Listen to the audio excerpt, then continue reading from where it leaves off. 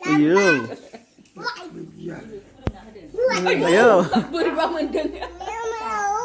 Miêu ơi. Ví dụ nó à. Đâu bố không phải à, lan đâu không đâu cơ. Hôm nay. Ôi đi ai xin như vậy. Người dừng với ta gạc thì à dừng mà mua. Đi ra lại. Ai xuống hứa xuống ngọc rồi. Này. Xin tên xéo thử. Ayo. Okay.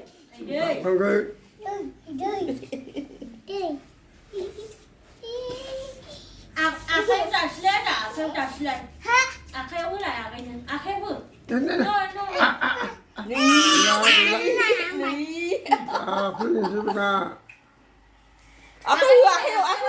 Kêu trả sled. Hôm nay hôm câu hôm cân lại câu hôm cân. Hôm nay như thế này. Không được. Câu được khẩy. Không được.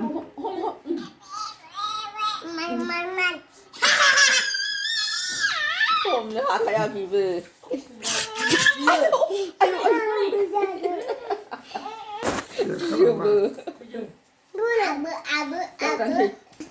Không hả vậy. Nhưng bao là gì?